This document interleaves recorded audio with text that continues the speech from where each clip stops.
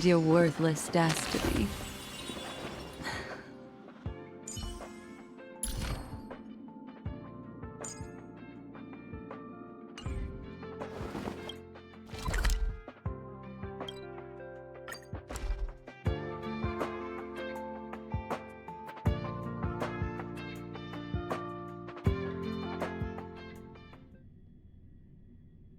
An important guest? Who could it be? This way, please. The roads here in Dreamflux Reef are a bit run down, so watch your step.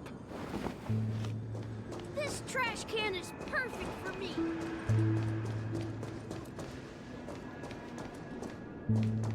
There she is. It really is her! Miss Robin!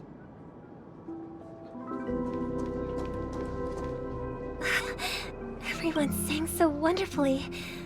It's not often that I tried this music style, but I've gained some valuable insights from it.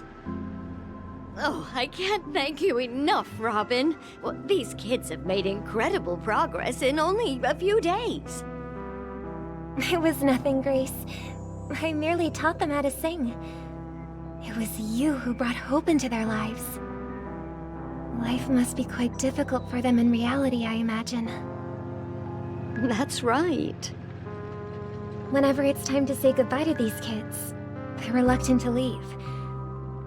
But I've explored every corner of Dreamflux Reef, talked to everyone I met, and they all told me the same thing.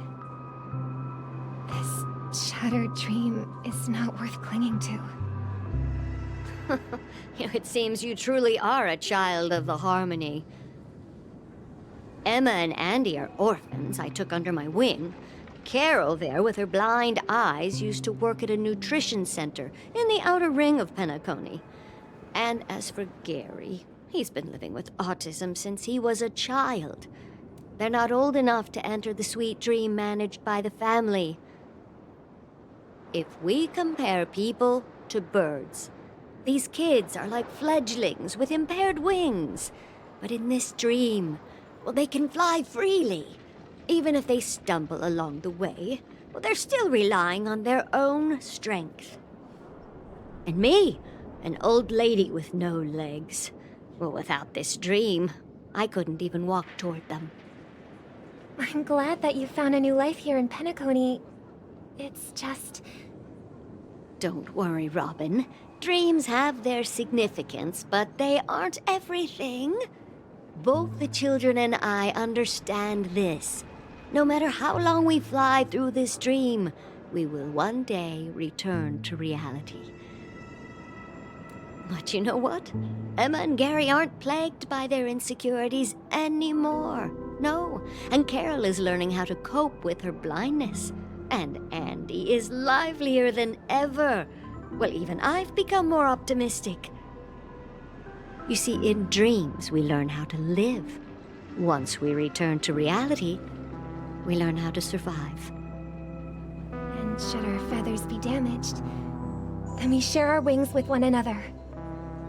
There's no need to covet an illusory sky in dreams, because we have the right and the ability to fly towards a broader horizon.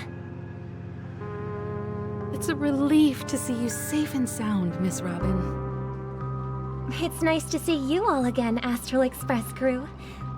I heard my disappearance caused quite the commotion out there. I'm really sorry about that. Since you're here, can we assume that you're fully aware of the situation in Penacony? Ever since I returned to Penacony, my voice started to change, until it gradually faded away. At first, I thought it was a temporary ailment, perhaps due to having been away too long. I thought maybe it just takes some time for my body to acclimate to the high concentration of Memoria and Asdana. But now it seems the root of the problem goes way beyond me. There are elements around me that don't align with the harmony. And losing my voice is just one of the signs of the Sweet Dreams collapse. The Sweet Dreams collapse. That memo keeper mentioned the same thing. So it's real. While I was away from Penacony, the boundaries of the 12 dreamscapes kept expanding outward. But whenever I mentioned the anomalies in my dreams, the family heads refused to talk about it. Only my brother was willing to respond. Later, I discovered the secret letters from the IPC ambassador, which further convinced me that there are hidden secrets beneath the surface of Penacony. So, following the clues in the Oak family's dossiers, I found my way here. The land of the exiles, concealed by the family under the guise of death. A dream within a dream, where Penacony's past is buried. Hearing you speak, it sounds as if your voice has made somewhat of a recovery. I hate to admit it, but the harmony in this place resonates more broadly than within the sweet dream. It's regrettable, but the family has experienced betrayal. The traitor, or traitors, abandoned their original principles and, using the name of harmony, exploited people's weaknesses to turn Penacony into the planet of festivities, trapping everyone in the illusion of the sweet dream. This is not the strong defending the weak, but rather the strong exploiting the weak. A world without equality won't ever be favored by the harmony. And naturally, those voices blessed by them have lost the ability to sing. Could there be another force influencing the family's shift in philosophy, Miss Robin? Considering what happened with Acheron, it's difficult to conceive of another entity within the realm of the harmony capable of influencing everyone. Unless a power surpassing that of an emanator is involved. I'd heard about what happened to the Xianzhou Alliance, but as far as I'm aware, the family hasn't faced any such external interventions. Who knows? Perhaps I've just been away too long and missed something. Regardless, I cannot accept my home is moving towards the very opposite of what the harmony represents, while still claiming to uphold it. I must uncover the reason why Mikhail cut ties with the family, and who exactly it was who betrayed us all. Do you remember our arrangement, Mr. Micah? Well, here's my answer. I've decided to forgo my role, and never step foot on the Charmony Festival stage again.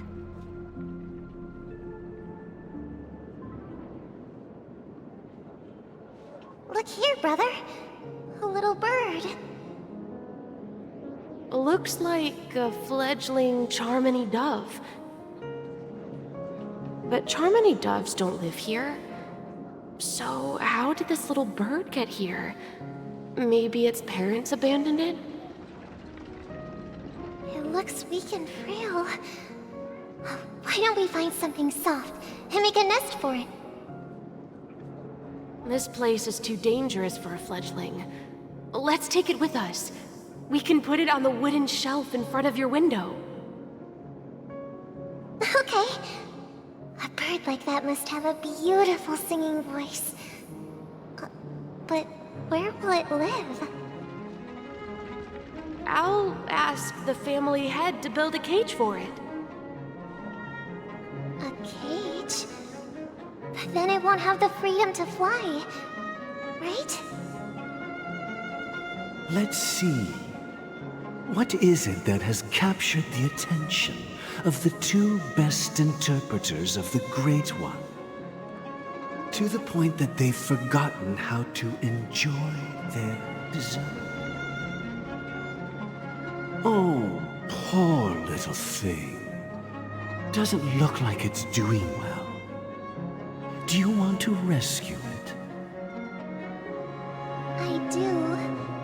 But I don't want to lock it up in a cage. Why? Even if it's small and not fully feathered, and can't sing, it didn't come into this world just to be locked up in a cage. Birds, they should be flying free in the sky. That's quite the romantic idea. And what about you? a young scholar. Do you agree with your sister? I think she's right. But if we leave it out in the wild, it won't survive for more than a few days at best. Ah, I see. It seems our little scholar is still a bit unsure. Well, let me tell you youngsters a story. As you probably know, Charmony doves can fly through the air. When they fly really high, the friction caused by the flapping of their feathers against the atmosphere creates amazing lights, so that they look like shooting stars. We've seen this spectacle so many times that we think it's just something they can naturally do. But that's not the truth. Their radiant display is the result of countless struggles against nature over generations.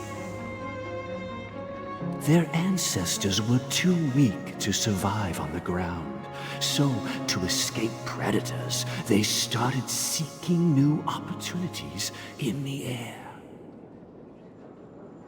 After countless attempts by many generations, one of them finally figured out how to fly. It soared into the sky and never looked back at the ground again. So, you mean birds aren't born to fly, but they find a way to do it through their determination, right? Well, that's an idealistic way of putting it. So, what are your thoughts, Sunday?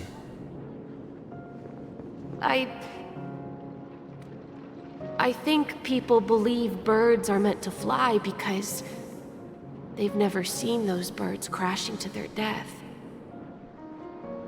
That's an interesting perspective. So, have you decided what to do with the bird now? For now, I'll keep it in a cage until it can take care of itself because I want it to live, no matter what. Well said, kids. It seems each of you has found your own answer. Your insights are truly remarkable. And I hope they come true in their own way. We will take good care of it, won't we, brother? Yeah, but Mr. Gopherwood, there's one thing I don't quite understand. And what might that be, my son? What if this little Charmony dove never learns to fly in the end? I mean, if there are fledglings in this world that can never fly throughout their lives,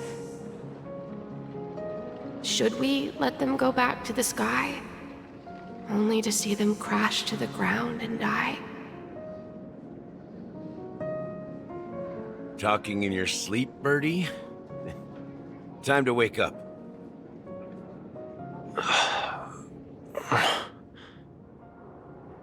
Huh? Need a hand? I'm still alive? Yeah. Happy about that? Where is Robin? Tell me. Now. I knew that was going to be the first thing you'd ask. Don't worry, your sister is here, safe and sound. She's probably walking around the streets now. If I were you, I'd be more worried about myself. After all, right in front of you is the guy who just stabbed you in the chest with a dagger. If you wanted to kill me, you wouldn't give me the chance to speak. Just tell me your demands, lackey of the Watchmaker. So, you figured out who I am, huh? No wonder you had the guts to go against the Dream Master and the Four Families. Looks like I made the right choice. Choice? You are aware of my plan and see through my act. Time is running out, so let's drop the charades. I'm suggesting we cooperate. Cooperate? What makes you think I'd cooperate with you? The fact that the famous Robin has chosen my side. Plus, some clues about a traitor and a bright future for Penacony. Any of that catch your interest? I find it hard to believe a man who's full of deception. Fine. You don't have to trust me. What you should trust is the sense of justice inside of you. Show me Robin first. All right, as you wish. Here she is. Huh?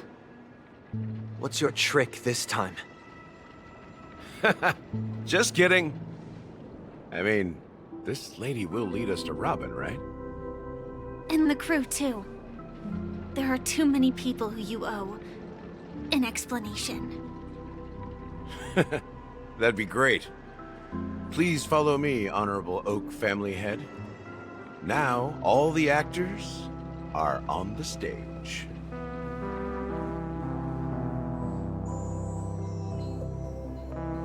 This is the monument I mentioned earlier. The names inscribed on it should be familiar to all of you. Rosalina and Tiernan.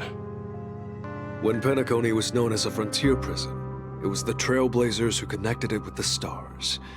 They were the heroes who saved Asdana, and their names deserve to be immortalized, not just on this small stone tablet, but in the annals of history for all of time. However, today, the planet of festivities is nothing but sweet dreams. That heavy piece of history is all a distant memory, just like that prison. If their names are inscribed here, then that means... According to Micah, they died long ago. Rosalina was killed during the War of Independence. She ventured alone into the heart of the star system to investigate the flow of Memoria, but she never returned. Tiernan was a skilled gunslinger, strong and reliable. He led the people through countless battles, but he didn't live long enough to witness the arrival of true peace. In the decade following the war, Penacony faced challenges internal and external. To protect Asdana, Tiernan took up the way of the Trailblaze and led the Lampmoth family to explore beyond the system, only to be surrounded and wiped out by the Swarm. Though I had expected as much, the tales of these heroes truly are sorrowful. True to the title of Trailblazer, they spent their lives venturing into the unknown. But what about this tablet? There are no names carved on it. When Dreamflux Reef was created, its owner was still alive.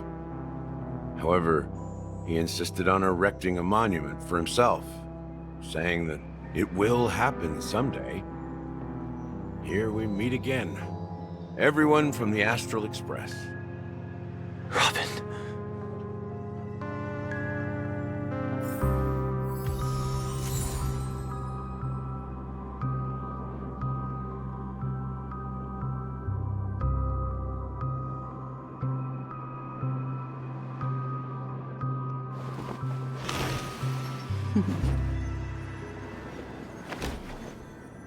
Discard your worthless destiny.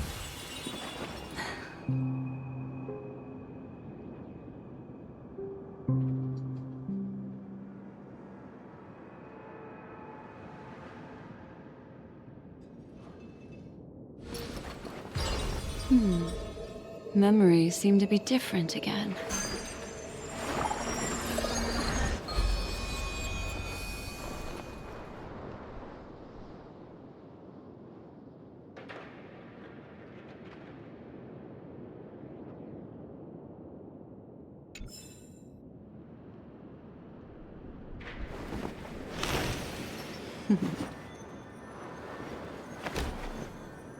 Discard your worthless destiny.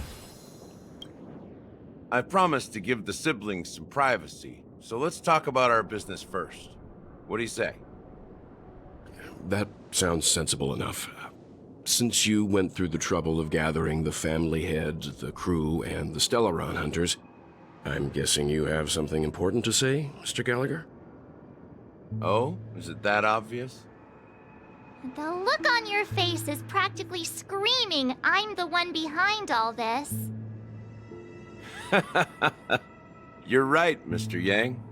It is indeed time to come clean on everything.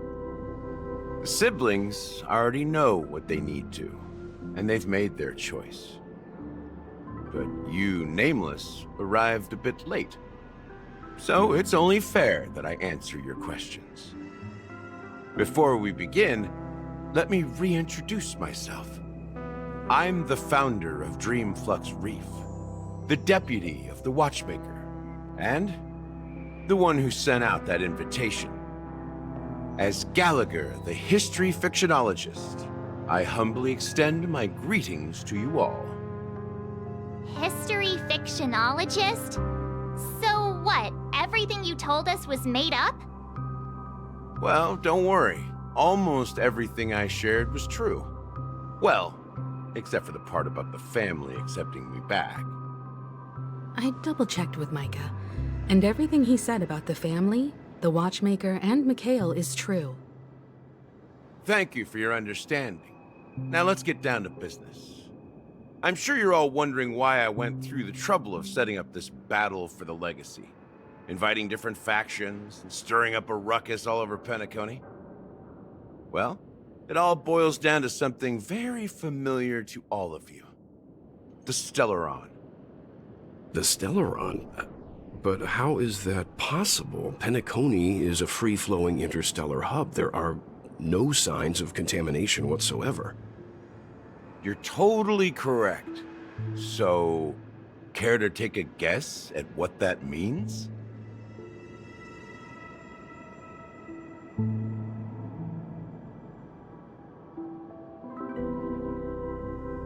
How keen. Well, what should I say? I expected nothing less from the person here who is the most familiar with Stellarons. The sweet dream doesn't come out of thin air. If you think of the memory zone as the sea, creating the land of the dreams is like filling that wild ocean with earth to make an island.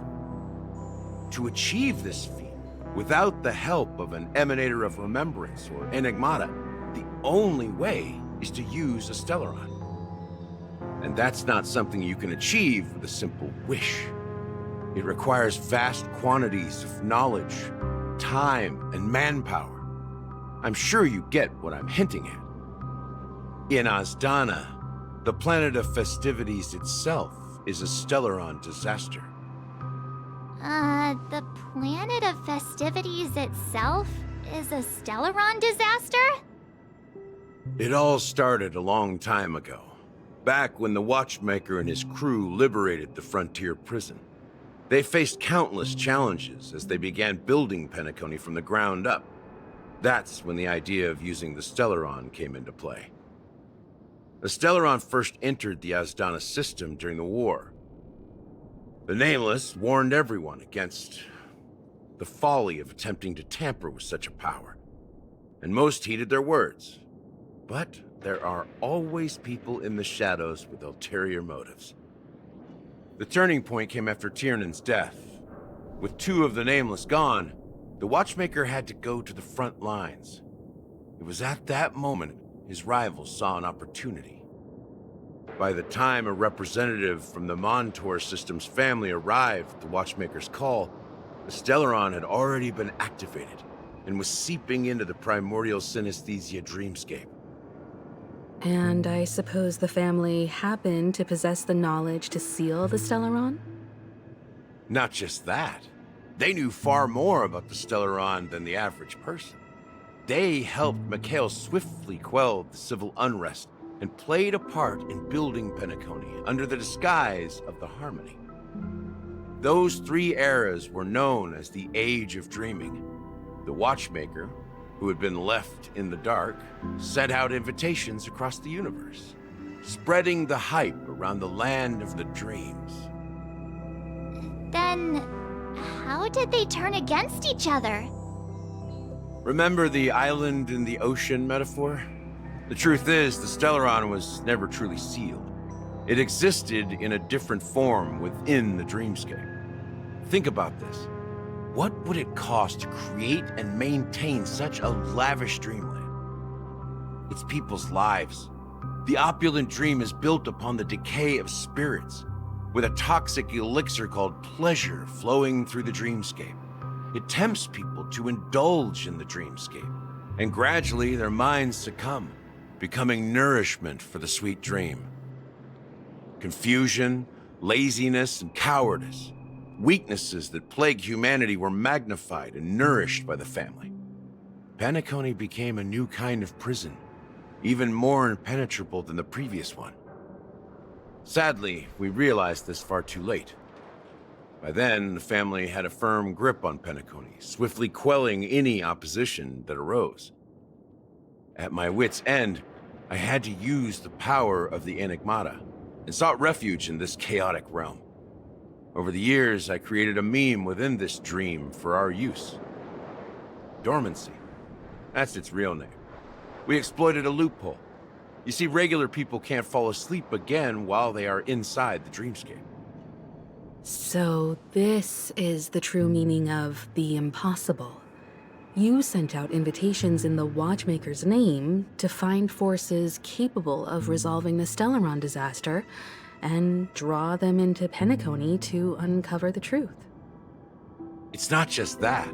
Above all, I wanted to see what happens when the major factions engage in a struggle for the legacy. Since this is the Watchmaker's first announcement in decades, the traitor within the family is bound to reveal themselves. So, the legacy is just a facade. If you want to consider the Stellaron as the legacy, I'm totally fine with that.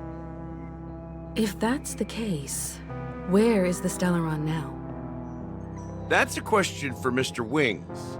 The Stellaron is still under the family's control, and as the head of the Oak family, I'm sure he holds all the answers.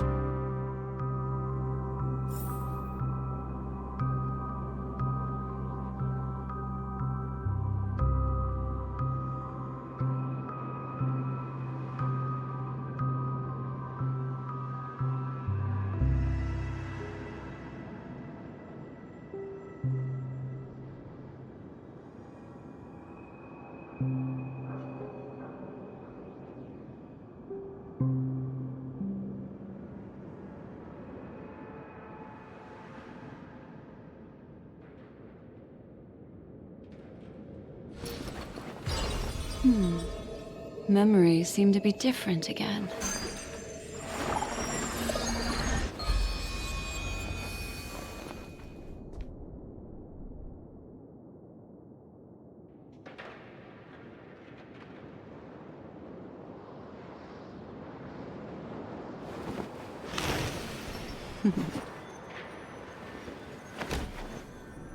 Discard your worthless destiny.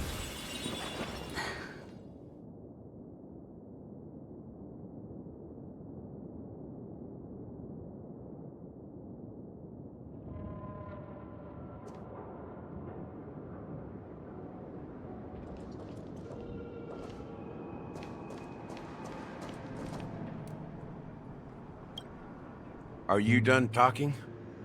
So, will you tell us where the Stellaron is? It is the Penacony Grand Theater itself. As I suspected, it's the embodiment of the family. The edifice that first materialized within the sweet dream. That's what turned Penacony into its current state. As for the person who employed its power, it is in fact Mr. Gopherwood, the current Dream Master. Well, that was easier than I thought. Did you conduct your own investigation already? Correct. When I was trying to track down the person who murdered my sister, apart from you, Gopherwood was my second suspect. Confronting me first turned out to be a smart move on your part. I didn't have other options. The Dream Master has been elusive, and even the heads of the families can hardly get an audience with him. Moreover, Mr. Gopherwood has been kind to my sister and me. And I didn't want it all to end like this. What do you mean by that? To be honest, my brother and I are also victims of the cancer of all worlds. We grew up as orphans, and were adopted by the family when they came to help. Mr. Gopherwood recognized our potential and brought us to Penacony. But I can't just stand by and watch Mr. Gopherwood become an enemy of the Harmony. I won't use my voice to support an evil cause. I won't step on that stage and sing, no matter who the traitor is, or what orders they give me. I won't let the Charmony Festival become an event that destroys Harmony itself, or the paradise in our dreams. Indeed. For the paradise in our dreams.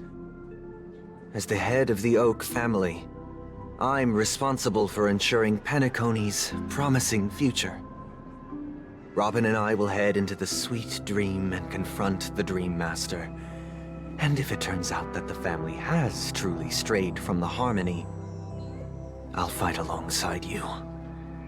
We'll put the Charmony Festival on hold and make sure Mr. Gopherwood pays for his blood debt. The enemies you are about to face aren't like this old dog here, who can barely even bark. Since our interests are aligned, why don't we team up? Maybe, just maybe, we'll have a shot at success. We have always been following in the footsteps of our nameless predecessors, and there's no reason to stop now. Yeah, we Nameless won't back down from a challenge. Isn't that right, Miss Trailblazer?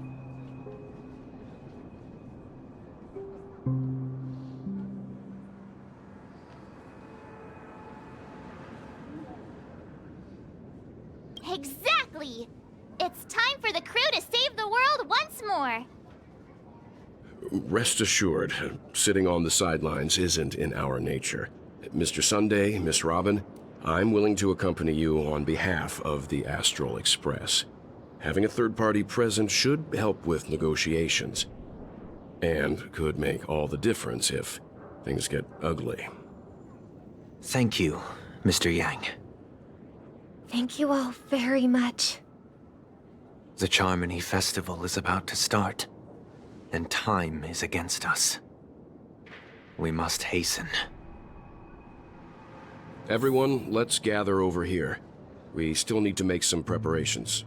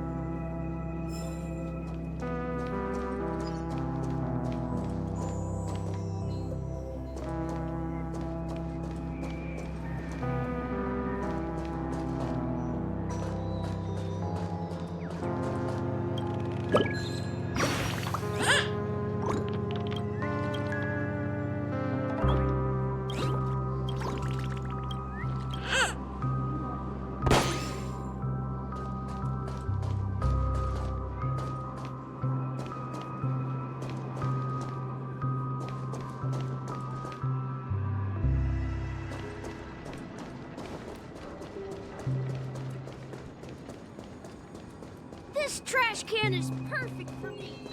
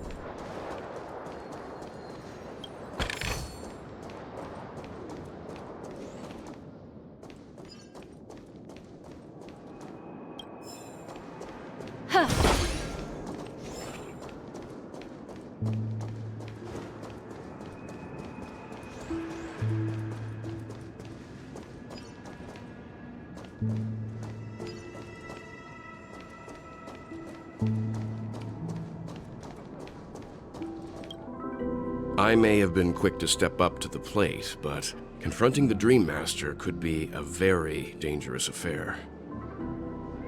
Huh? Even you're saying that, Mr. Yang? How powerful is that Dream Master? He's the leader of the families of Penacony, and he has the entire power of the Harmony behind him, not to mention the Stellaron in his possession. We must proceed with great caution. Maybe you can just stay behind this time, Mr. Yang? No, that won't do. Even if we count Robin as an ally, something felt off about Mr. Sunday just now. Although, I can't quite put my finger on it. I have to make sure he won't turn against us when things start to get dicey. You're still carrying the keepsake the IPC envoy gave you, right? May I borrow it for a moment?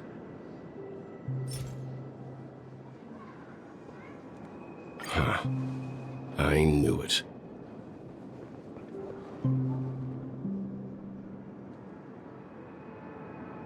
As I suspected, this chip Aventurine gave to you is actually a miniature transmitter.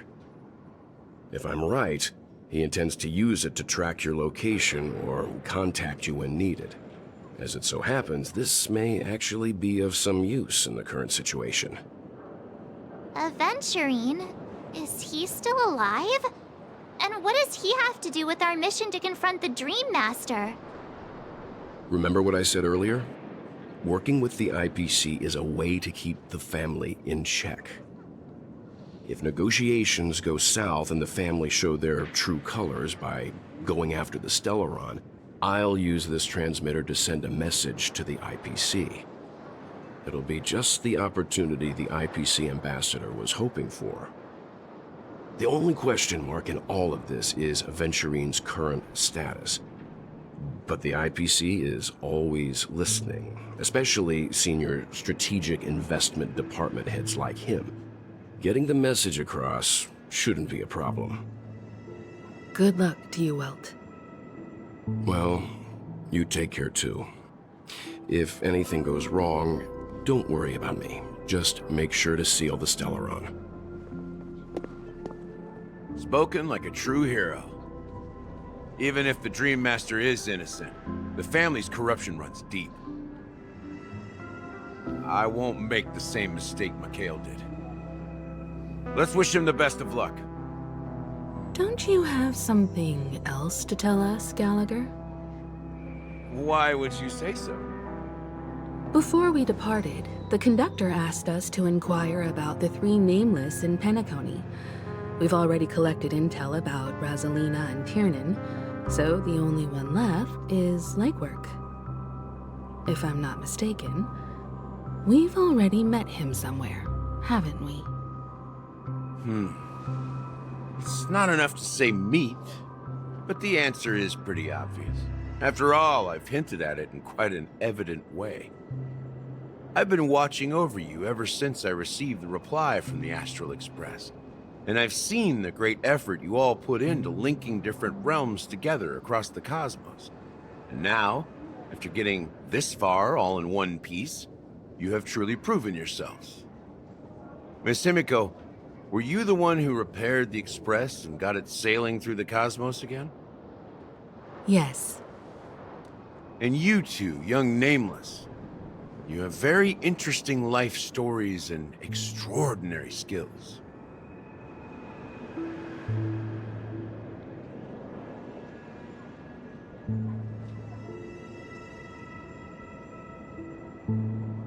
What?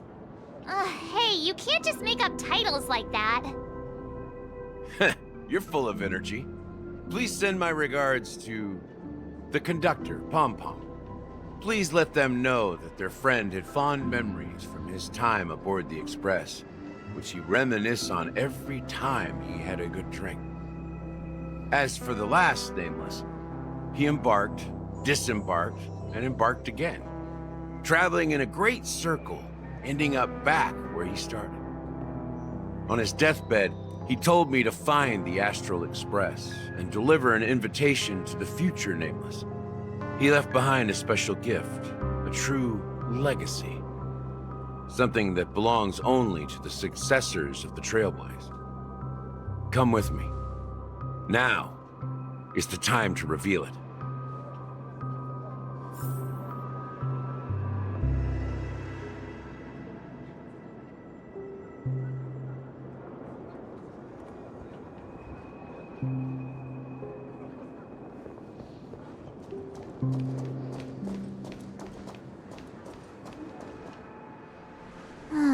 Back here again.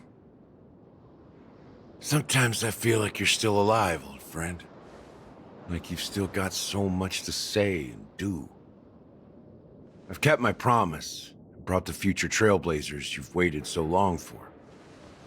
I don't know why you were so obsessed with that train, but I remember your last words.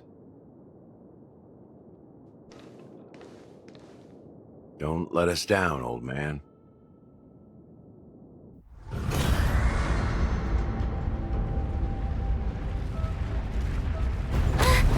What's happening?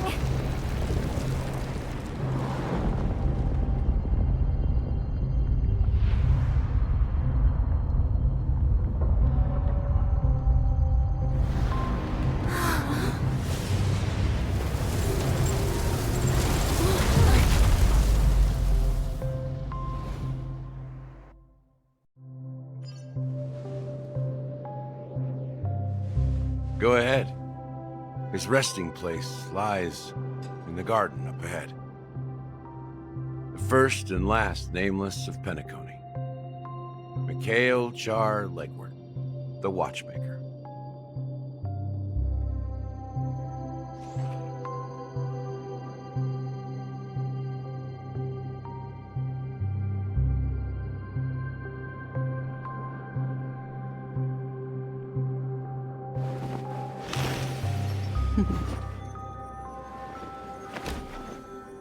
Discard your worthless destiny.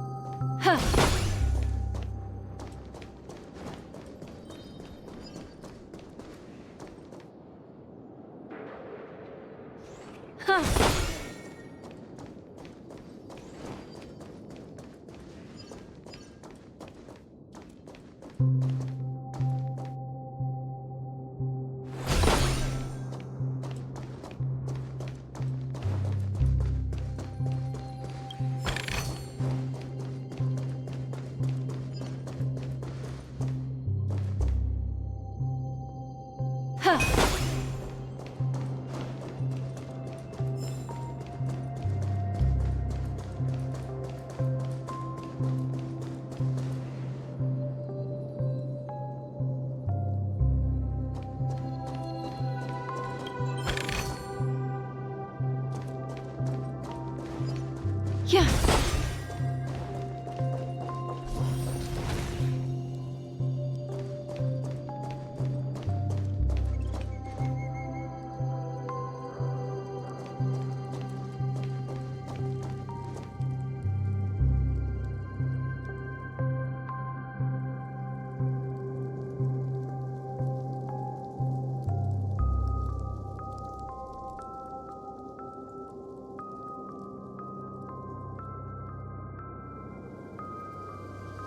Sure enough, the Watchmaker is the third nameless. Even I could guess that one. The legacy he left behind was a dream bubble. I believe inside that bubble, there's something that holds meaning only for the nameless. After all, when I checked its contents, I found nothing inside. Maybe some Trailblaze runes? Even more mysterious than me. Well, let's have a look.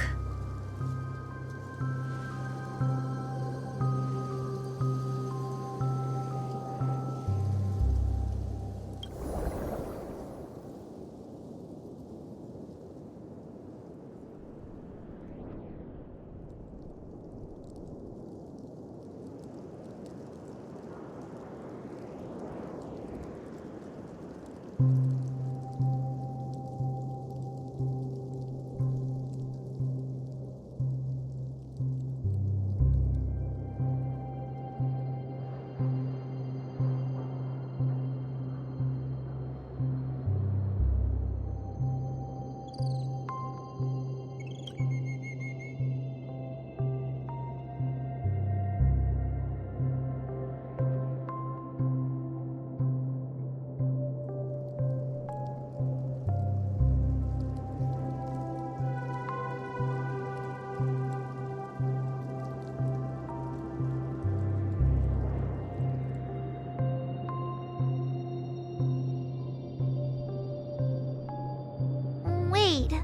what's going on?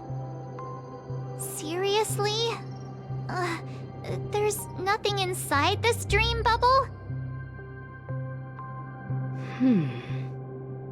How could a dream bubble be empty? Just as I suspected. That old man always had this strange belief in the nameless and the trailblaze. And I never understood where he got that confidence from. Especially since he never managed to get in touch with the Express while he was alive. I could never figure out what was going on in that old man's head. But this empty dream bubble is so typical of him. He was always full of weird fantasies and incomprehensible romanticism. That mischievous old man. Well, I didn't expect him to leave anything concrete behind anyway. Don't think that's the case, Gallagher. I'm sure Mikhail has left us the most precious thing of all. Don't start getting all philosophical on me, all right? Just as Mikhail believes in the nameless of the future, we unconditionally believe in the nameless of the past. How could they leave with regrets for the future when they were ready to dedicate their lives to the land they loved? There must be something contained in this dream bubble. It's just we haven't figured it out yet. You also have faith in the Watchmaker, don't you, Gallagher? Well, I'm a follower of the Enigmata. My philosophy forbids me to have faith in anything. That's why I understand what faith means in the path of Trailblaze. And I also want to know what he left behind. I'll leave it to you guys then. Can I borrow your pet? I need to make a trip back to Golden Hour and check something at the Dreamscape sales store. It's for Mikhail, and for the future of Penacony.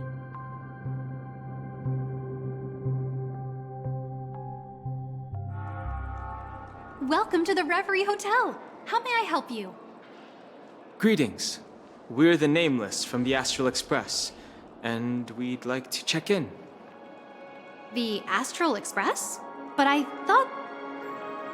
Yes, my companion's already checked in. My name is Dan Hung, and I believe my personal information is recorded in your system. I see, but your companion said you wouldn't be coming due to a change of plans. Now the plans have changed again. And you are... Me? I'm Pom Pom, a new Nameless who's also with the Astral Express. He's my fellow trailblazer. We responded to the family's invitation before he boarded the Express, so he wasn't registered in your system. Is it possible to accommodate him as well? Oh, I see. Another one of the Nameless had a similar situation. Seems like a lot of people are joining the Trailblaze these days. Since there's a precedent, it shouldn't be a problem. Just give me a second to contact your companions. I'm sorry, dear guests, but it seems I'm unable to reach the other members of the Astral Express. What do you mean by unable to reach them? My apologies. This is the first time I've encountered a situation like this. However, the system indicates that those guests are still in the dreamscape. How about this? Give me their room number, and we'll go check on them ourselves. I'm afraid that's not possible. I need to verify both of your identities before I can share any guest information. How about you just wake up someone? Let's say, Welt? I'm sorry, but there are strict rules regarding forced awakening. It cannot be done without the proper clearance. So nothing works, huh? What's your solution then? Are you saying we sleep here? At the reception? Please be patient. We need to contact your companions in order to confirm your identities. And now it seems you need to confirm our identities before you can contact our companions. It seems so. Oh, fudge. Look, nothing personal, but if you can't handle this, go find someone else who can, okay? Please calm down, dear guests. I do recall that Mr. Sunday, the Oak family head, personally handled this issue earlier. Oh, please wait a moment while I contact him. I don't think she's trying to give us a hard time. She really just doesn't know what to do. I have a bad feeling about this. You tried to contact them on the Express earlier, but they didn't respond. Something doesn't seem right. I need to leave for a moment. You can stay here with the receptionist. Sure thing. Just don't keep me waiting forever. Belnholm seems pretty worried about his companions. I should give him some space. Stressing out about it won't help anything.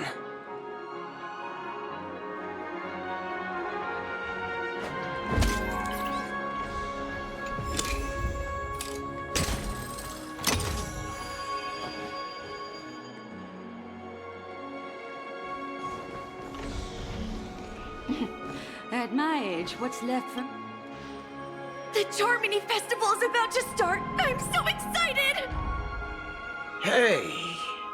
You guys here for the Charmony Festival too? Well, I didn't come all the way here specially for the festival. Honestly, I don't really even know what it's about. But I heard it's a lot of fun! Well, back in my homeworld, Anaria, we have festivals like that all the time.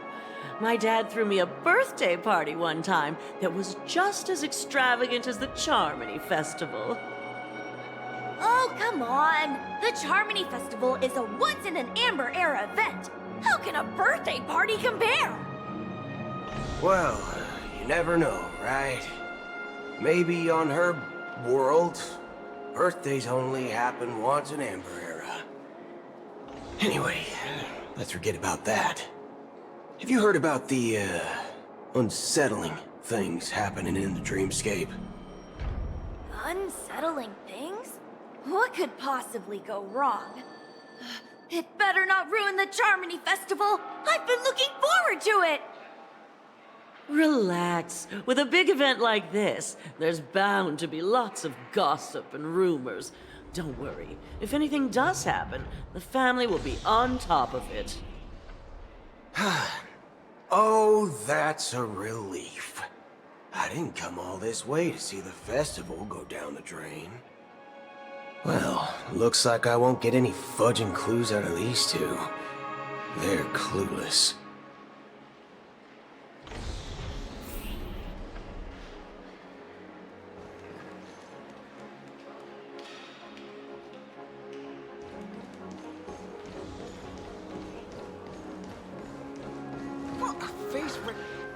Greetings! I'm Cody of the Bloodhound family, head of security for the hotel.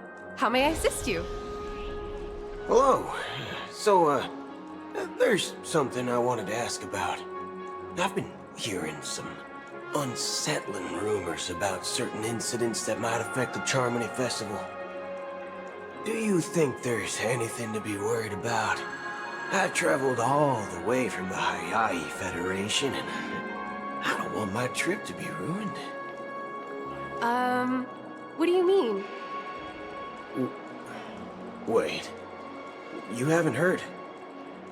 I'm not sure where you heard those rumors, but they're completely baseless. I can assure you, as a representative of the Bloodhound family, that everything is going smoothly for the Charmony Festival. At present, all of the families are focused on making sure the festival starts on time. Even the Dream Master himself has arrived. So don't worry, your trip won't be in vain.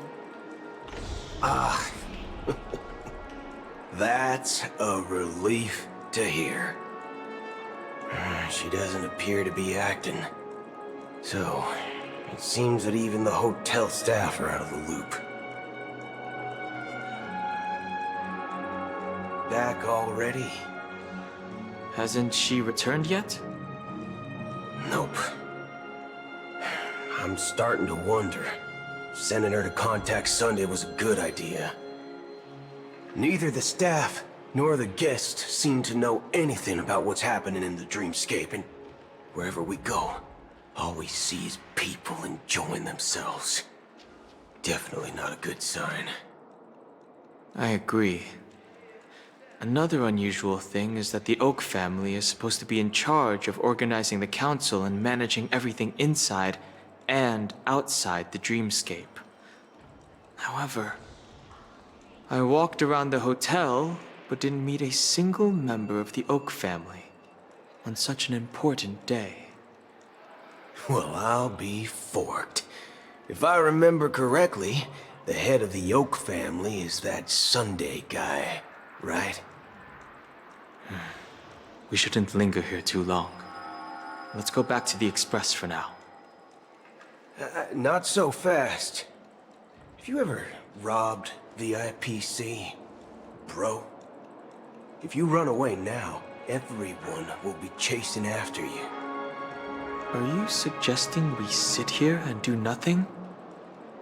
I wouldn't say do nothing, but let's stay put for now. Even if the family has ulterior motives, they couldn't have anticipated us showing up here. We're the surprise factor for them. They don't want to attract unwanted attention from certain outsiders, so they won't do anything reckless. See? The IPC lackeys are keeping a close eye on this hotel. If I were a family member, I'd find an official excuse and keep the surprise factors here. If we just wait here, that would be like walking into their trap. Of course, we don't need to walk into their trap. I gave a backup plan to the memo keeper. If it turns out we won't be allowed to enter the dreamscape, she'll order a drink for me in the VIP lounge at the hotel. In reality... a secret signal. That's right. Oh, a concrete object can indeed help the memo keeper establish a connection with you. But Boot Hill, if you have more backup plans in the future, I hope you'll let me know in advance. I'm sorry, but it's one of my quirks. I have too many unreliable friends. And if I reveal that I have backup plans, things can go awry. And that would leave all backup plans completely useless. How do we get into the VIP lounge? This is where my street smarts come into play. Well, face recognition failed, you lousy robot.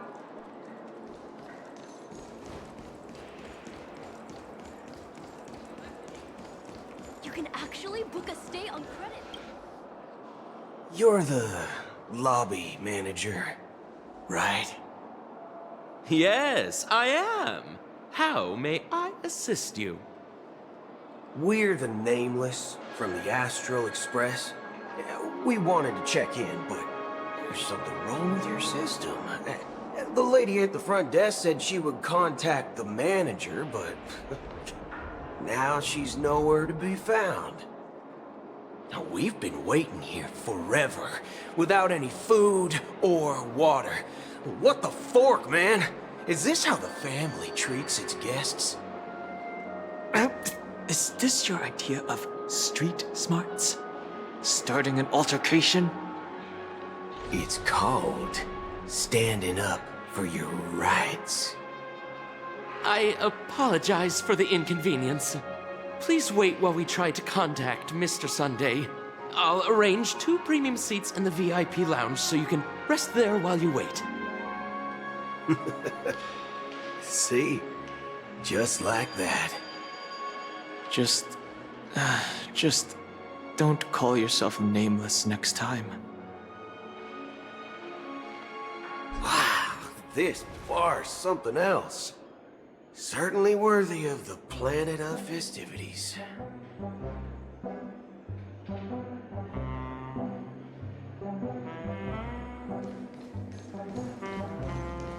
One peach soul glad?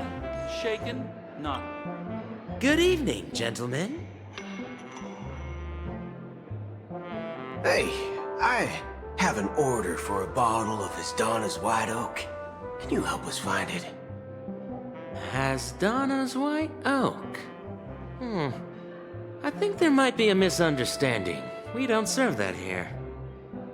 Oh, no way. Are you sure you're not mistaken? If someone had reserved such a beverage, I would definitely remember it. It sells for hundreds of thousands of credits per bottle, after all. I couldn't afford to cover for such an item if it were broken or lost. That's strange. Well, could it be that the memo keeper couldn't afford it? Then what should we do now? Oh, no need to rush. Let's grab some drinks first. Maybe I arrived too early and he hasn't come yet. Now, let's see what kind of juice malts you all have here. Well, give me a glass of Heenum Valley, 40 years. I'll have it neat. No ice. Wow, that's the most expensive one on the list. You have a taste for the finer things. It's on the house, anyway. What can I get for you? Anything you recommend is fine. Then I would recommend today's special, Glass Village. It's classic Soul Glad mixed with Laboom juice. It's refreshing and suits your cool demeanor. Just 1 minute. Ah, this flavor. Dynamite barbecue with rocket fuel. Ooh, really hits the spot. Truly the finest sherry cask-aged malt juice in the cosmos. Dynamite barbecue with rocket fuel. Is that really something that humans enjoy? Hey, this guy doesn't know anything at all. As long as you're satisfied, dear guests, please enjoy. Let's give the memo keeper another half system hour. If she doesn't show up, we'll need to come up with a new plan. In the meantime, let's take stock of the situation. What do you think? The situation is unclear. Something must have happened on the planet of festivities, but the public is unaware of it. Someone in a position of power within the family must be covering it up. It's unusual for the followers of the Harmony to invite other factions, let alone the IPC and the Masked Fools. If what you said about the Emanator of the Nihility is true, the situation in Penacony is a little complicated, to say the least. Actually, there's something else I'm concerned about. Regarding Acheron. As you know, the faction that follows the path of the Hunt are some of the most dangerous folks in the cosmos to mess with. I mean, who in their right mind would impersonate the Xianzhou Alliance or the Galaxy Rangers? It's like asking for a death wish. Isn't there a saying among the Xianzhou people that the Rainbow Sect lets their Lux arrow do all the beating? Talking. Do all the talking. Well, You know what I mean. Even though the Galaxy Rangers have been out of sight for years, we've been keeping an eye on this region. Even the dumbest criminals know better than to mess with the Annihilation Gang, much less the Rangers. But that Acheron lady, she doesn't seem like a lunatic at all. On the contrary, she's highly logical and organized. She knows exactly when to hold back and when to strike without mercy. And you believe that someone like her would have an ulterior motive for impersonating a Galaxy Ranger? I'm not entirely sure, but I do have my suspicions. Maybe she knows a Galaxy Ranger, or perhaps she's trying to lure us out for some reason, which I can't figure out. Anyway, what worries me more are the anomalies within the family. They've summoned followers from various paths for the festival. No matter how generous such a gesture is, this move seems highly unusual. Unless the invitations weren't sent by them. If that's the case, it's even more intriguing that the family insists on organizing the Charmony Festival, despite the chaos. Maybe it's Shipei the Harmony pulling the strings.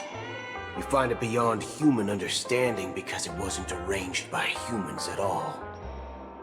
People do stupid things out of irrational impulses. They abandon their principles when self-interest is involved. They believe in things they know they shouldn't, and fudge, they even break their own rules. But Eons don't. They stick to their determined path and never turn back, even if they reach a dead end. You think Shipei's will is behind all this? It may not necessarily be Shipei, but there's definitely some higher entity involved. I know it may sound pessimistic, but if human free will were reliable, why would we even need Galaxy Rangers? It's much simpler when you boil it down to the eons and paths.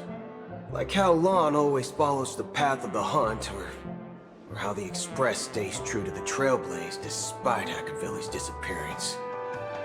But in my opinion, Akavili's fall holds significance for the Nameless. Oh, so you're saying the Nameless now have to take responsibility for their own choices because their absolutely right leader is gone? Exactly. I believe the purpose of the journey isn't just about following a path that's always considered absolutely right. It's more about doing your best to choose the right path for yourself among countless possibilities, even with limited insight and judgment. I don't know what you've been through, but I agree that people must take responsibility for their choices, because no one else can do it for them. That's why the Galaxy Rangers need to uncover the imposter and figure out her true intentions. Just in case. I have a backup plan if the Memo Keeper doesn't show up. This is my final backup plan. I promise. You sure have a lot of cards up your sleeve. Well, going back to my old career would make things a lot easier. By the way, when you were walking around the hotel, did you happen to see any important-looking guests? What's your plan? It's simple.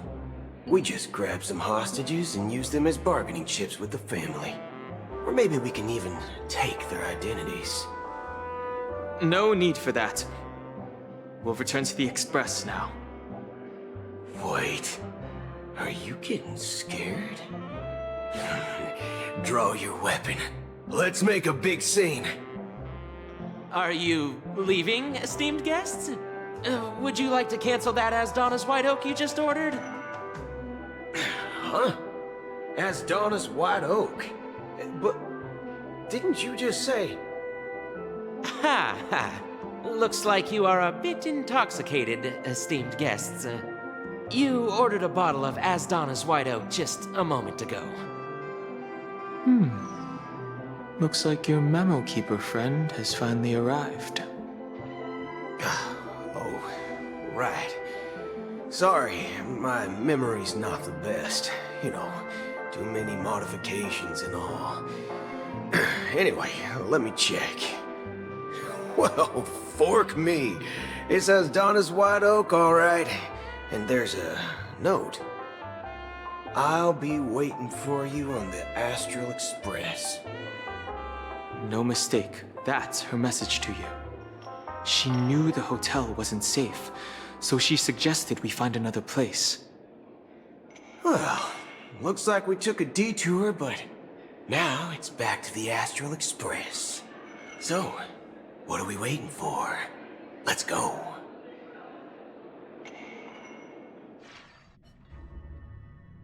You're back? 2 guests just boarded saying they were looking for Boot Hill, so I told them to wait in the parlor car. Oh, just in time. 2 guests? Yeah, or 2. Look, we welcome all passengers on the Astral Express, but sneaking in like that, you have no regard for etiquette. My apologies, conductor. It was an oversight on my part. I assumed you were already acquainted with the garden. Given the chaotic situation in Penacony, the Nameless are the only ones we can truly trust right now. You are the memo keeper. Pleased to meet you, Dan Hung. I've seen you in others' memories. And as for Boot Hill, this is our first face-to-face meeting. I hope you enjoyed that bottle of Astana's White Oak. You sure have a refined taste. Finally, memo keeper. Well, let's cut to the chase. Spill everything you know. That's precisely what I intend to do. But before that, please allow me to introduce myself. My name is Black Swan, and I serve the Garden of Recollection as a memo keeper. As for Acheron's story, I'm sure she knows it better than I do. Greetings. I'm Acheron. What? You Garden of Recollection shirtbag! You betrayed me! I apologize, but she did that at my request. Due to certain reasons, I have been exiled by the family. Thankfully, this memo keeper came to my aid and helped me escape their surveillance unnoticed. To be honest, it was more like stalking than helping. And the process was far from unnoticed. But we did escape. I asked her to guide me to a place beyond the family's reach and to contact a few trustworthy individuals, namely all of you. Trustworthy? Son of a nice lady, you think I'm dumb or something? How about this? I'll put a few bullet holes in your head and see what secrets spill out. Then, we can talk about trust. It doesn't have to be like that. I'm willing to answer all your questions, but not right now. If my cover hadn't been blown, we might have had more time, but at the moment, we don't have any other options. No other options? What do you mean? This is the only way I can ensure everyone's safety. I kindly request an immediate warp jump out of the Astana star system.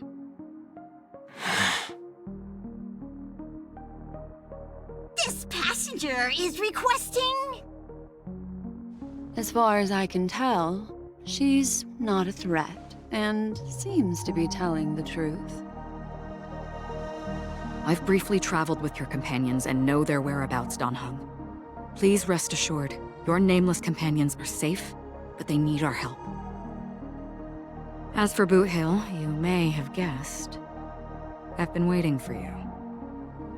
Galaxy Rangers are known for their elusive nature and limited contact with each other, so this was the only way I could reach out to you. Only by doing this can I find a true Galaxy Ranger and fulfill a long-standing promise.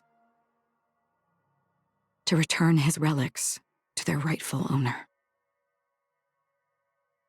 Someone once told me that every rainfall is like a gift from the heavens, a sign of their mercy upon the world. Raindrops are said to be the tears of the gods, shed in response to the sorrows of the world. Their constant pouring is a reminder that the gods haven't abandoned us yet. So, how long has this rain been going on for? I used to believe, just like you, that it would eventually stop. Years and decades passed. And in the end, such hope faded away before the rain did. Looks like the god you mentioned doesn't exist after all.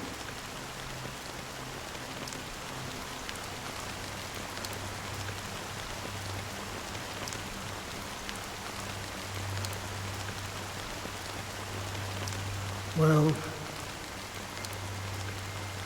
let me share a story with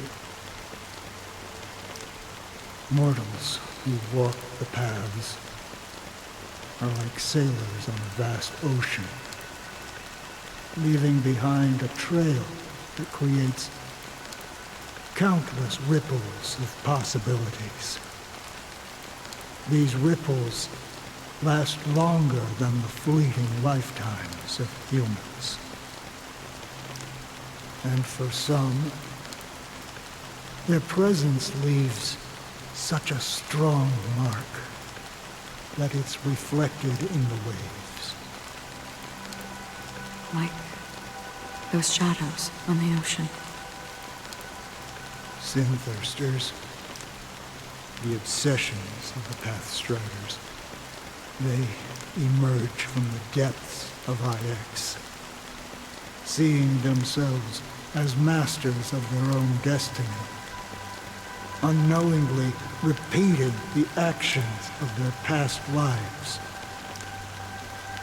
They emerge from the nihility and head toward it, leading purposeless lives. However, these hollow phantoms, they were once my dear companions. A group of Galaxy Rangers. Are you watching over them? Watching over them? No. I'm guiding them toward transcendence. It was a brutal war. A crusade that shook the universe. The universe witnessed the fall of Zulo, the Lord Ravager, but it came at a price. A price so hefty that only those who were there still remember. The unwavering determination of the Hunt followers persists even in death. So someone must guide these lost souls to their life beyond. They were heroes in their time, and they shouldn't be reduced to mere puppets of nihility. As for me, I've suffered too many losses on that battlefield to advance any further. And that makes me the most fitting person to carry out this task. But you know, these sin-thirsters, they're not who they used to be. Does this seem pointless to you? Well, some tasks have to be done, even if they are pointless.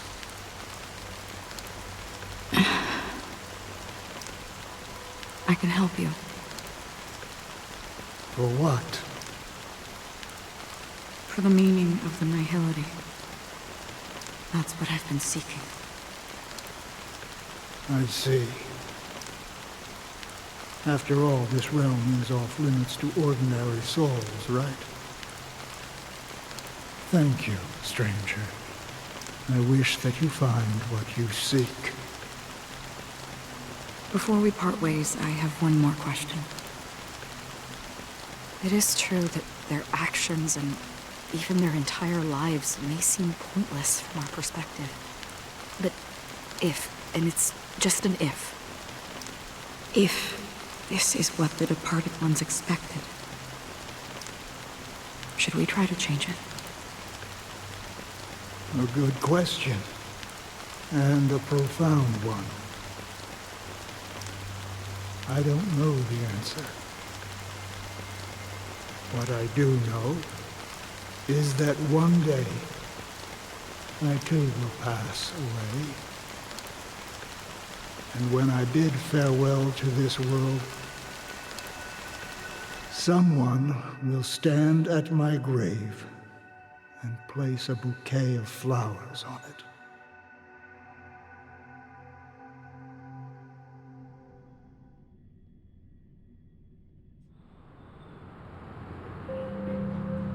When I appeared as a child, my speech, mindset, and soul reflected immaturity and innocence.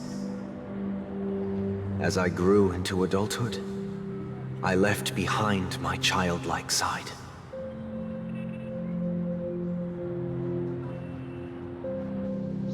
I humbly request your blessings, esteemed advocate of Shipe. Come to me, my kinship. I have sought their presence with us. As you wish. I have faithfully served the Alfalfa family for nearly a decade, promoting the path of the harmony to the best of my ability. However, I made a mistake yesterday. While I was preparing dinner for the family head, I accidentally dropped a prepared dish on the floor. Out of laziness, I lied and claimed that everything was ready. Although the head has dismissed me as punishment, it has been tough to sleep with the guilt still gnawing at me, as I worried that the seeds of evilness may have taken root in my soul. So, I confess to you now to seek atonement for my sins.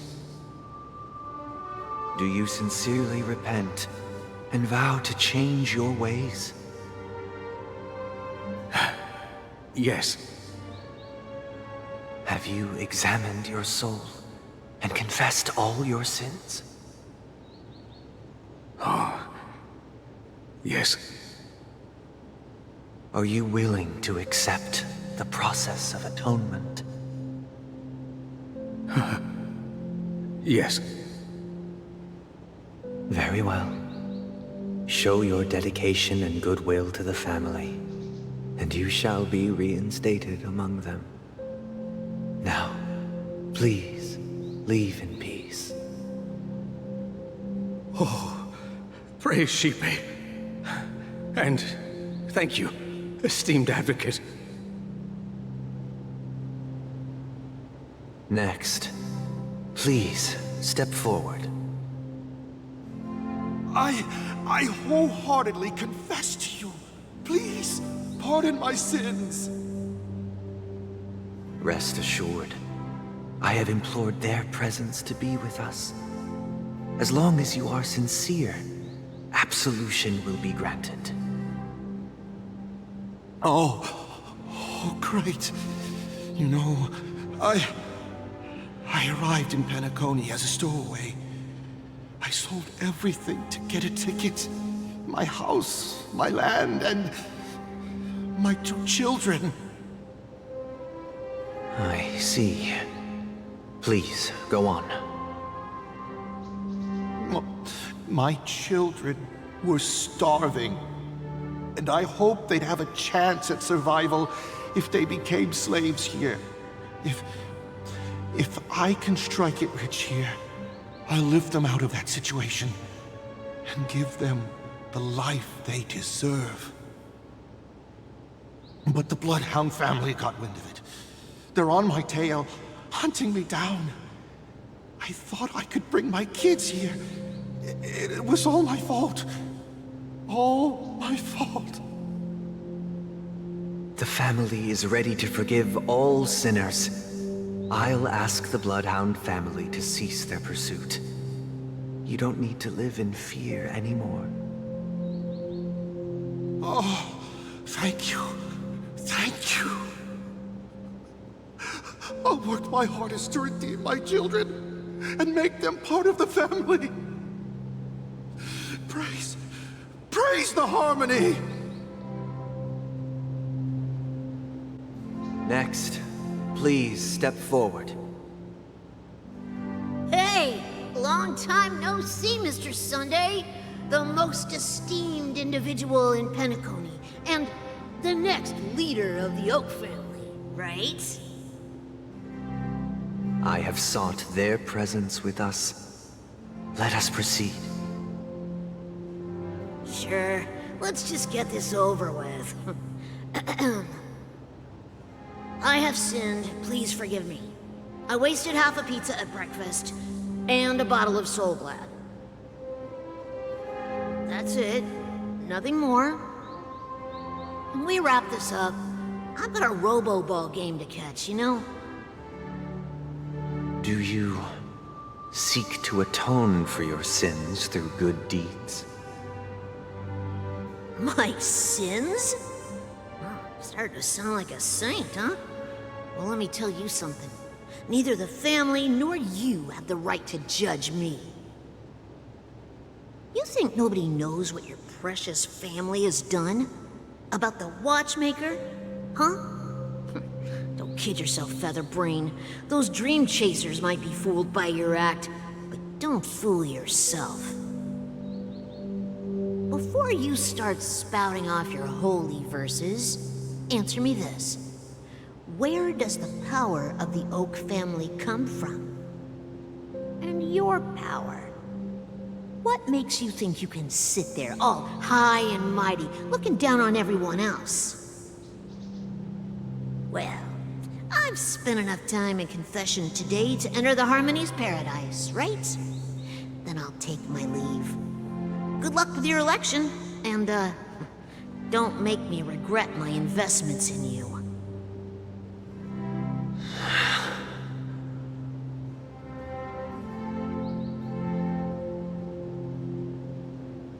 Oh, revered triple-faced soul, hear my doubts. Who can judge the strong when their power hides their crimes? Who can vouch for the weak when they will pay any price to survive? Who can comfort the purest souls when even they get led astray? If the strong defending the weak is truly the foundation of paradise, then who is responsible for the suffering and anguish in this wretched world?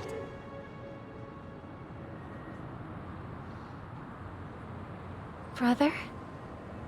Brother? Brother, are you all right? I'm fine. I've been working long hours, and I just made a trip to Dreamflux Reef and back. So, I'm a bit out of sorts. But it'll all be over before we know it.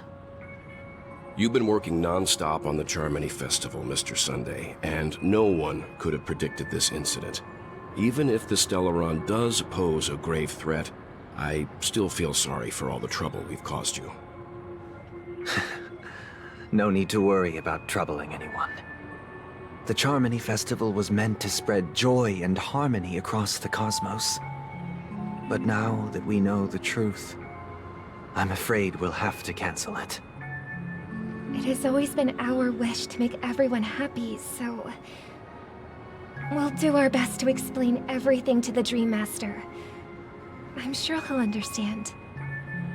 Even if the negotiation does not go smoothly, I'll refuse to go on stage. Without the Chordmaster, the Harmonious Choir would not arrive, and the Charmony Festival would be just a grand performance, and nothing more. I'm relieved to see your determination. You know, since arriving in Penacony, we haven't had any contact with this Dream Master himself. I'd heard of the heads of the 5 major lineages, but the Dream Master is a mystery to me. The Dream Master rarely grants an audience, even for us. But, given the urgency of the situation, he's agreed to meet us in person. Perhaps he'll be the first guest to meet the Dream Master in years, Mr. Yang. Let's hope we can reach a consensus that satisfies everyone. Indeed. Let us hope so. It's about time. We'll have to get ready for the meeting. I apologize for any inconvenience caused by the urgency. Don't worry. I'll be waiting here. Dear, it's Mr. Sunday! Hey, come over here! Looks like someone needs help. Let's go check it out.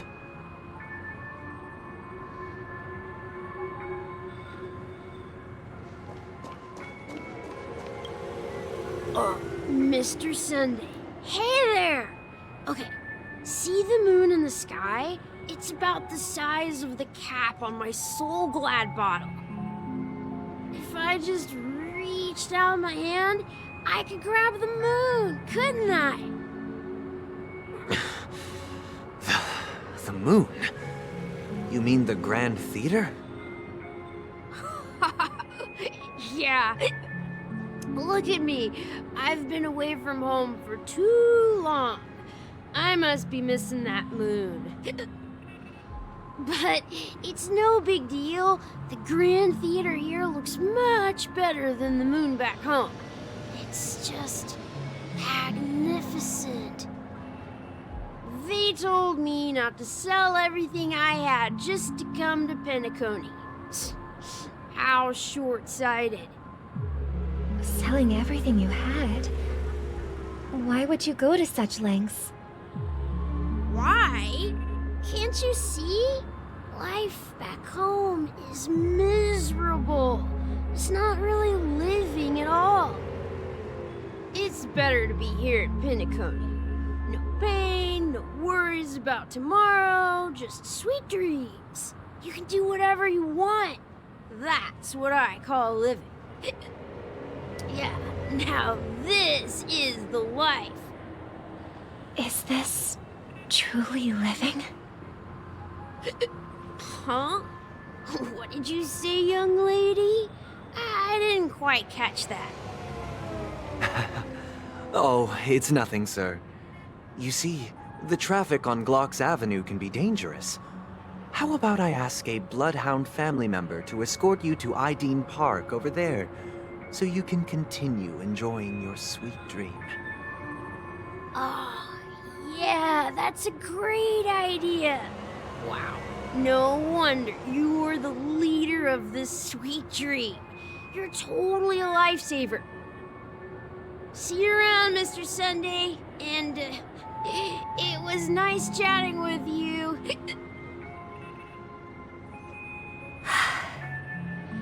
What's up, sister? This is the land of the dreams. But why do they live like this? The man we ran into, he doesn't seem happy at all.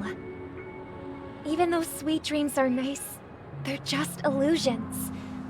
But for him, they're the only way to survive, even if it means giving up on reality. That's not really living at all. I suppose you have a point. But, in my opinion, that's how most people live their lives. Why do you say that? You think that man is not actually living, but that's not quite accurate. Even without Penacony, people create their own illusions called self-value. People believe they have a predetermined value to fulfill. Gaining value means gaining power, and those deemed worthless are seen as the weak. However, value doesn't come out of thin air, and there's a limit to it. To accumulate value, people have to take from others. So, the weak get exploited and oppressed. Are you suggesting that this is not how things should be? Exactly. But, ironically, people don't think there's anything wrong with it, because they uphold the illusory notion of self-value, and even the weak believe in it. The survival of the fittest. That's where all the tragedies in the world come from. People come to the sweet dream in Penacony to escape from that reality and find solace. No tragedies exist here, only happiness, although in its nascent form. Isn't that the same paradise we yearn for in our dreams? Perhaps that man is just an exception. Let's not jump to conclusions. We should experience the dreamscape ourselves, just as I did at Dreamflux Reef. Yes, seeing is believing. I'll accompany you. The Dream Master hasn't shown up yet, so we have some time for a stroll.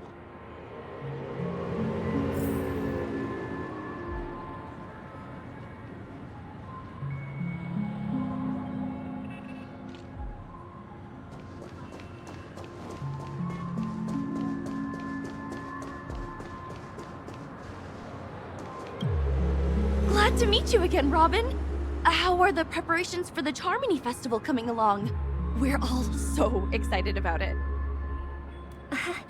It's going smoothly. Thanks for making the trip to join the festival. You're too kind, Robin.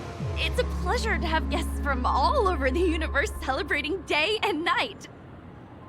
I can't stand being lonely or bored, so this jubilant dreamscape is perfect for me. But if this went on forever, would it get boring too?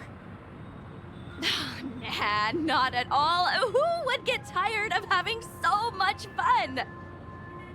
Every day, you get to wear fancy clothes, explore all sorts of dream bubbles, indulge in delicious food without gaining weight, and you never get old or sick. As long as you can afford a room, this place is the ultimate paradise. But you know that only a few things can be brought back from the dreamscape to reality, right? That's exactly why I don't plan on bringing anything back. Just enjoying the dream itself is good enough for me. I mean, I'm not one of those long-living species. I only have around 60 or 70 years in this lifetime, and there's so much to worry about. Being happy here is pure bliss. Only in this sweet dream can I truly feel like I'm in control of my life and fate. Who would want to go back to reality after experiencing this bliss? I see. I genuinely wish you all the happiness in the world. And I wish you a fantastic performance, Robin! I'm off to the Blue Hour for the ball. See you later.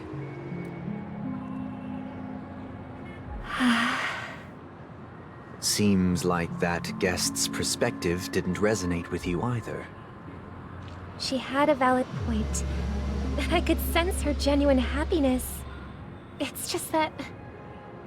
What you're trying to say is, she thinks she's in control of her life. But in reality, she's just escaping from reality and seeking solace in this sweet dream.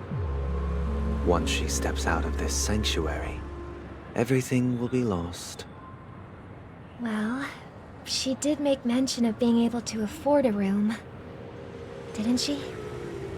However, the paradise in our dreams, it doesn't have to end. No. and the paradise we yearn for shouldn't be just a fleeting dream either.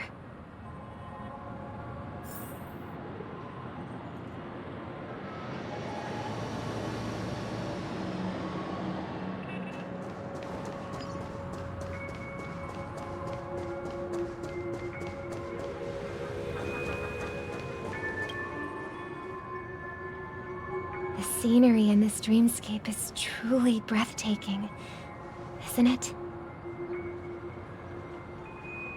Oh, Robin. Can't believe I'm meeting you in person here. What an honor. You're right. Even though time stands still in this dreamscape, it always feels fresh. I find something new every time. A philosophical mind. I hope I'm not intruding. Oh, not at all, no. With little time left, I yearn for meaningful conversations, especially with someone as esteemed as you.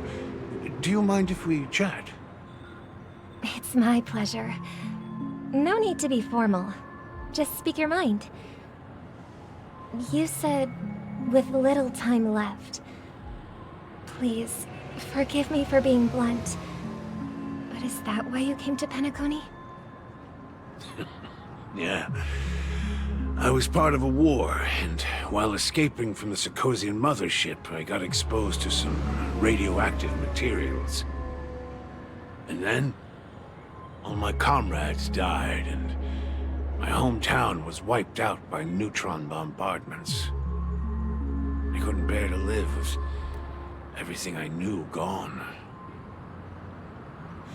That's when I heard about a possible solution here, so I came. How heart-wrenching. I hope the family has been able to help you. They have, and I'm truly grateful for that. They provided me with a comfortable room, the most advanced life support devices in the cosmos, and a stellar team of caregivers. My physical body is now in the dream pool, sustained by life support. The me you see here is whole, rational, and no different from any other person. But I can't say the same for the me in the hotel room. My true appearance? No. I hope you never have to witness it, Robin. So, you'll be living forever in this dreamscape, right? Just being able to live at all is good enough for me. You know, whether it's in this dreamscape or not, well, I don't really have much say in the matter. My world has been torn apart, and my life could end any second. So, even if this whole place is an illusion, it's still my paradise, and I'll treasure every moment I spend here. How I envy those everlasting things. That old man's story. It's so tragic. Fortunately, this sweet dream gives him joyful memories to hold on to for the rest of his life. That's precisely why this sweet dream in Penacony exists. However, even the sweet dream has its limitations. While it provides solace to the disillusioned, it can't completely eliminate pain in reality. There will be a way out. Penacony is already on the right track.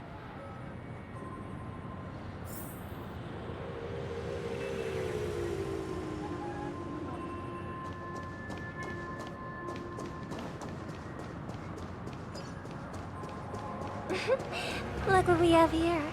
A lovely young lady. Wait, is that me?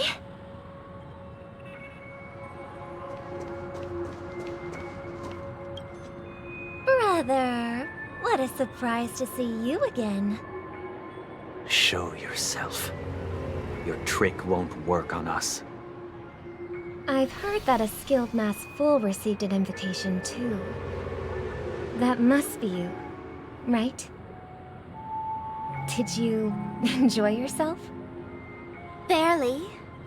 The people here are way too gullible. A little bait is all it takes for them to bite. And they run away at the slightest hint of danger. In other words, they're naive and cowardly. Now that you've had your fill, it'd be wise to leave before it's too late. The music of the harmony doesn't tolerate discord. What? Now that you have the real Robin, I'm useless? Oh, how disheartening. I've done so much for the family. You should be thanking me, because if it weren't for me cleaning up this mess, Penacony would still be in shambles. Don't you think? That was a personal request from the head of the Iris family, and it has nothing to do with us. Step aside and stop causing trouble for the Charmony Festival. The Charmony Festival? You think you can scare me? You think I've no idea what you're planning? I don't care what you're thinking, chicken wing boy. But I'm pretty sure our lovely Robin won't be appearing on stage. After all, you're well aware of what a sorry state this dreamscape is in under the banner of harmony. Penacony, the land of the dreams. Is this truly the paradise you desire? Stop it. What's the rush, chicken wing boy? Did I get to you? Our paradise is none of your concern, masked fool. Leave now, or the family won't tolerate you anymore. All right. I'll go. But Robin, I suggest you seriously consider this. Do you really believe those living in dreams can escape pain and find true happiness? Well, I've done my part, and now I'm simply waiting for the fireworks to begin. Here, the last 2 gifts for both of you. And don't lose them. If by some unfortunate chance the Charmony Festival starts against all odds, remember to use them during the show.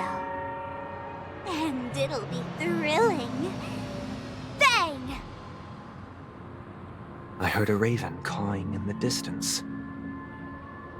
It seems the Dream Master will arrive soon.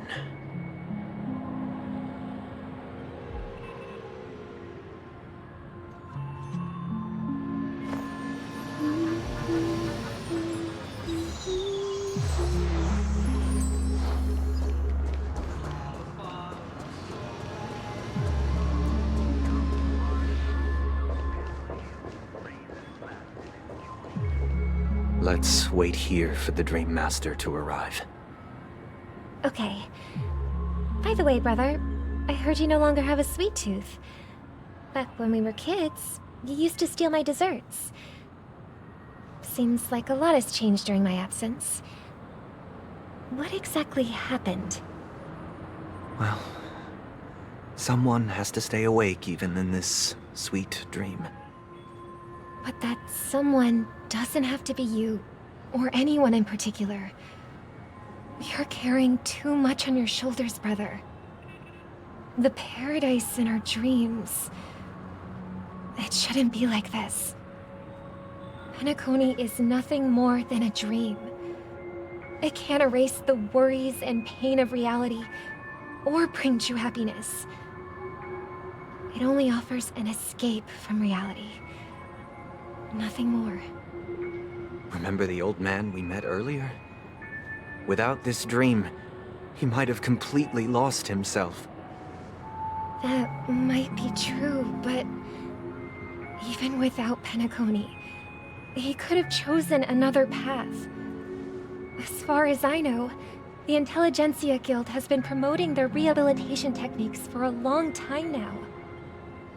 That path may have been more ordinary and challenging, but now he is receiving hospice care in a comatose state, and his fate is sealed.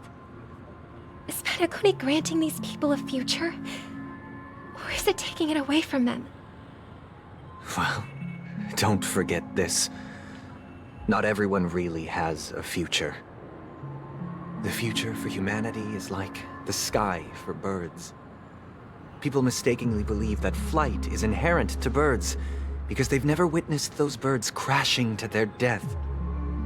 Do you remember how we took in that little Charmony dove when we were young? Yeah. We took care of it. Provided food and water, groomed its feathers. And later, when I decided to leave Penacony, I opened the cage and set it free. Well, I didn't mention what happened to it in my letters because I didn't want to upset you. Shortly after you left, it crashed to its death right in front of your window. I had surmised as much. I knew you wouldn't have avoided mentioning the bird for no reason. Despite that unfortunate outcome, I still believe it was the right decision. Birds aren't meant to spend their lives in cages. They belong in the sky, even if they can't fly. But here's the thing. If there are birds in this world that can never fly, can we really assert that they belong in the sky? Are you implying that the same goes for humans too? Let's take the Astral Express as an example. The Nameless made tremendous efforts to bridge worlds, gaining fame across the universe. However, only a few extraordinary individuals can endure such a perilous journey. That's because the pursuit of the Trailblaze exceeds the capabilities of ordinary humans.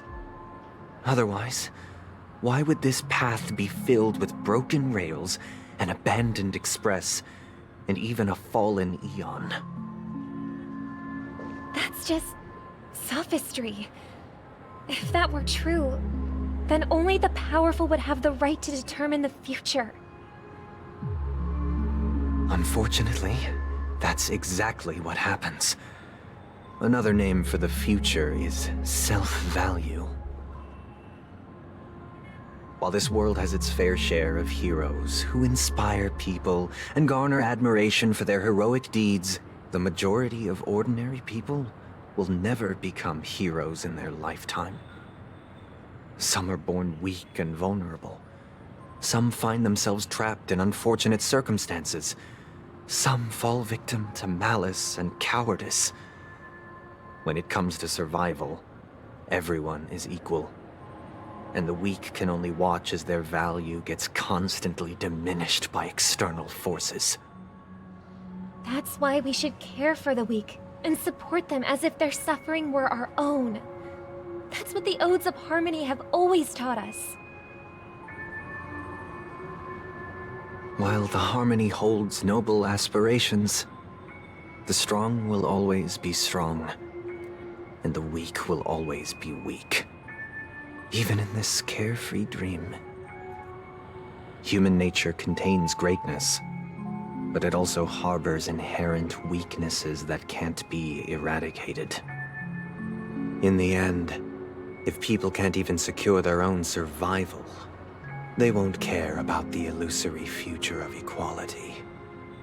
As long as the law of survival of the fittest prevails, there will always be fledglings crashing to their death. But if people don't live for the future, do they merely exist for survival? If even you, my brother, don't believe that the Harmony will save the weak, then which Eon can make our dreams come true?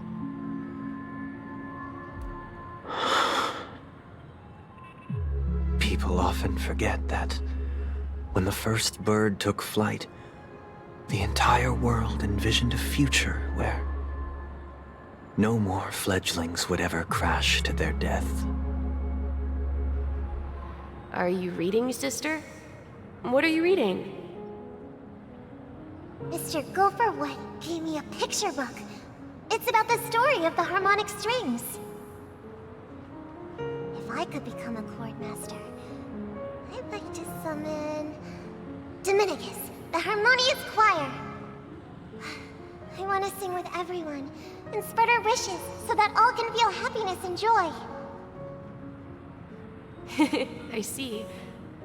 Then, I would summon the Harmonious Choir too. Don't you have a wish of your own, brother? Of course I do. It's just that it includes your wish and everyone else's. I long for a true paradise where everyone can find peace. Then, let's build a stage there and invite everyone to our performance so that both our wishes come true through the power of the Harmonious Choir. It's a deal then. Yeah, it's a deal. But how can I become a chord master?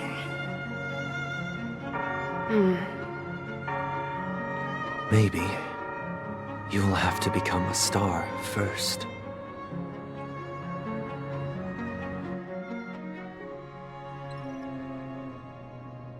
You're back sooner than I thought. Any results? Yes. And now, it's up to us to forge ahead. Since he's already carried out his last wish, my final mission is complete. But pardon me if I sound curt. It's good to have determination. The path Mikhail left for you is not an easy one to tread. Why else would he have chosen to sleep in solitude, staking everything on some nameless in the future? But you have the numbers, and in numbers comes strength. So that might just delay your inevitable a little more. Got any more encouraging words? As I see it, relying on Welt's negotiations alone is far from enough. Regardless of whether the other party will be compliant, negotiating simply allows us to meet them as equals and won't grant us an upper hand. Penacony is our rival's home turf, and we already have very few chips left to play with. Rather than idly sit around while the family's got us blocked off, an offensive approach might be a wiser course of action. We're more familiar with the Stellaron's properties than most, and since it's the key to stabilizing the sweet dream, it's vital to the family's interests. By attacking their core interests, they're bound to retaliate hastily. And as the saying goes, haste makes waste. That's right. As long as we pose a threat to the Stellaron, either with words or otherwise, we have a chance at gaining the upper hand. But the problem is, on the eve of the Charmony Festival opening, how exactly are we going to get close to the theater? Family security will be airtight, and if we brute force it, even if we succeed, it's too risky. So, no one's gonna say anything? Then I'll raise my hand. I know the answer to this question.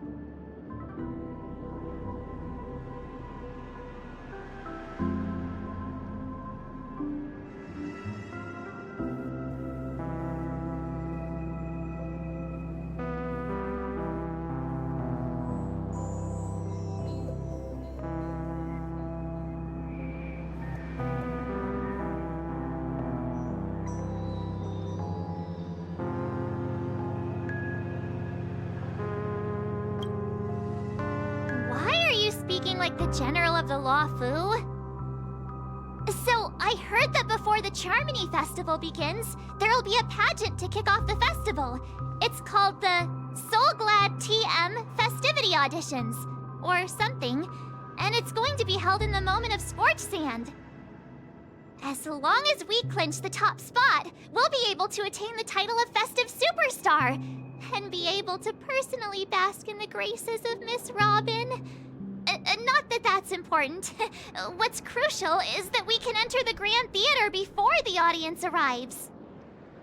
So, how do we go about participating in these festivity auditions?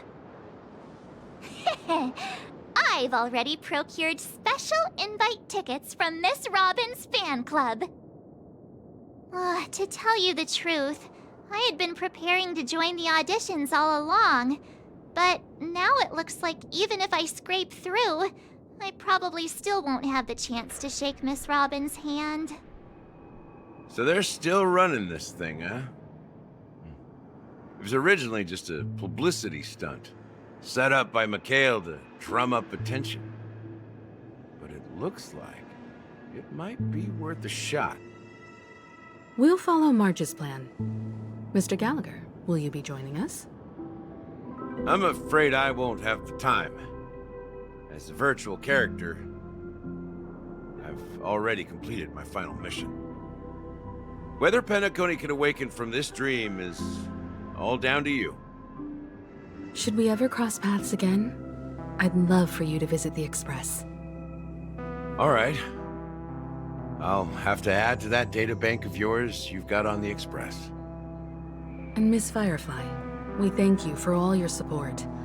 We're faced with a formidable enemy. As long as the Astral Express and Stellaron Hunter's objectives are aligned, we're willing to cooperate with you. We've already come this far together. I'd like to join you for the rest of your journey on Penacony. I'm pleased that we can finally fight shoulder to shoulder. I couldn't ask for a better ending. This is also the spirit of the Trailblaze. Now, everyone, let's prepare to move out. Ladies and gentlemen, welcome to Scorched Sand Hall. This is where challengers thrive and dream chasers shine, all under the watchful eye of the entire universe. If you have ambition, dreams, and the drive, dear friend, the next superstar of Penacony's Charmony Festival could be you. Oh, wow, they've really outdone themselves. Oh, I'm starting to get excited. Behold, here come 4 friends with spirits high and full of steel. Are you aspiring to be the superstars of the festival? Is he talking about us? Yes, you! There's no doubt about it. I see you have all the potential of a superstar in you. Excuse me, you 4. What are you hoping to get out of all this?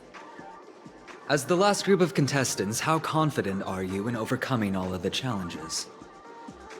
Would you be open to a brief exclusive interview with us? It'll be quick. Your journey is long and fraught with peril, yet under a sky blanketed by banners, you vie for the crown. The sword and rose! Protect the beauty! The beauty, the beauty!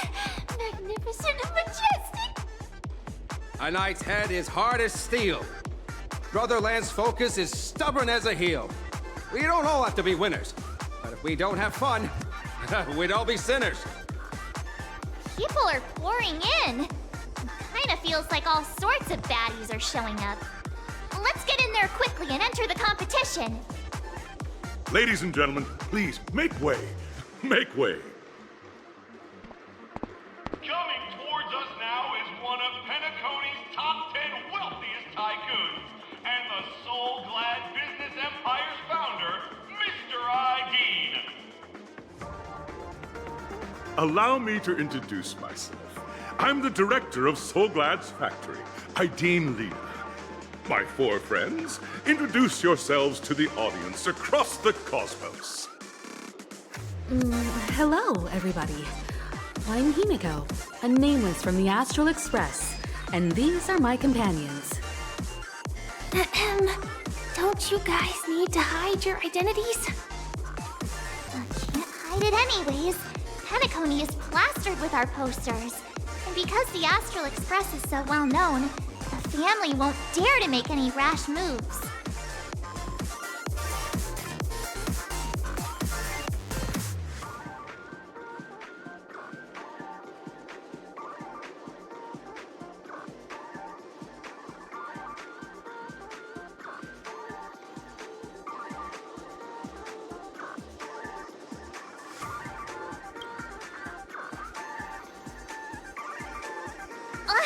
Don't expose my net handle to everyone! Hello, everyone! I'm March 7th. I'm an ordinary girl who loves adventures. Hello, everyone. I'm Firefly. I am also an ordinary girl who enjoys adventures. So it's a bunch of nameless guests. This final face-off is bound to be spectacular. Time is precious. My four friends, come with me.